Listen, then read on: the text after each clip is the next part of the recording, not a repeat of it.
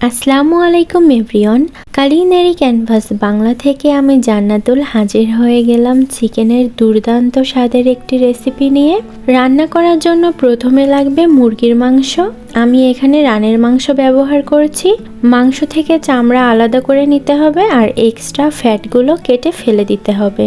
মাংসের পিসগুলো আমি বড় রেখেছি, চাইলে আপনারা এটা 2 টুকরা করে নিতে পারেন। এখন এই মাংসের পিসগুলোতে ফালি ফালি করে কেটে দিব, যাতে মশলাটা ভেতরে ভালোভাবে পৌঁছায়। এরপর মাংসগুলো ধুয়ে পানি ঝরাতে রাখতে হবে। রান্না করার জন্য আমাদের লাগবে বারবিকিউ মশলা, লেবুর রস আর ঘরে থাকা কিছু রান্নার মশলা। মাংসগুলা পেপার টাওয়েল বা টিস্যু দিয়ে খুব সুন্দরভাবে মুছে নিতে হবে, যাতে কোনো পানি না থাকে। তারপর একটি বড় পাত্রে মাংসগুলা নিয়ে নিতে হবে, যাতে মাংসগুলা মেরিনেট করতে সহজ হয়। এখন একে একে সব মশলা দিয়ে দিব। প্রথমে দিচ্ছি 2 টেবিল চামচ লেবুর রস, 2 টেবিল চামচ টক দই, 1 চা চামচ গোলমরিচের গুঁড়া, 1 টেবিল চামচ ধনিয়া গুঁড়া, 1 টেবিল চামচ লাল মরিচের গুঁড়া আর 2.5 টেবিল চামচ বারবিকিউ মশলা।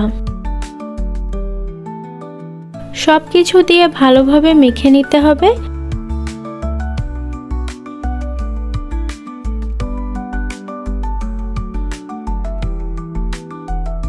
তারপর 30 মিনিট ম্যারিনেট করার জন্য ঢেকে রাখতে হবে। রান্নাটা আমি ওভেনে করব, তার জন্য একটি ট্রেতে ফয়েল পেপার বিছিয়ে দিয়েছি। 30 মিনিট পর মাংসে 1 টেবিল চামচ অলিভ অয়েল দিচ্ছি। এখানে আপনারা চাইলে সয়াবিন অয়েলও ইউজ করতে পারেন। তারপর সব মাংসগুলোতে মাখিয়ে নেব আর ট্রেতে সাজিয়ে দিব। ওভেন আগে থেকে 15 মিনিট 400 ডিগ্রি ফারেনহাইট তাপমাত্রায় প্রিহিট করে রাখতে হবে। আর ওভেনে দিয়ে প্রথম 20 মিনিট পর মাংসগুলো কুক করে উল্টে দিতে হবে। তারপর আবার 20 মিনিটের জন্য কুক হতে ওভেনে দিতে হবে। রান্নাটা করতে 40 মিনিটের মতো সময় লাগবে আর প্রিহিট করার জন্য 15 মিনিট সময় লাগবে। এখন যারা চুলায় রান্না করবেন তাদের জন্য টিপস হলো, কড়াইতে অল্প তেল দিয়ে গরম করে নিতে হবে। তারপর 1 মিনিট করে হাই ফ্লেমে মাংসের 2 সাইড খুব ভালোভাবে ভেজে নিতে হবে। এই ক্ষেত্রে মাংসের ময়েশ্চারটা লক হয়ে যাবে এবং পরবর্তীতে মাংস অনেক সফট থাকবে। তারপর অল্প আঁচে রান্না করবেন, মাঝে মাঝে মাংসের উপর তেল ব্রাশ করে দিবেন।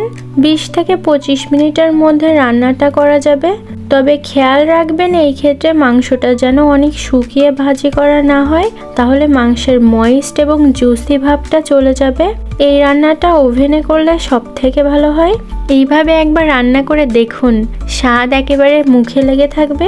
ভিডিওটি ভালো লাগলে লাইক, কমেন্ট, শেয়ার করবেন আর আমার চ্যানেলে নতুন হলে সাবস্ক্রাইব করতে কিন্তু একদমই ভুলবেন না।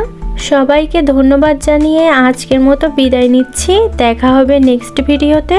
সেই পর্যন্ত আল্লাহ হাফেজ।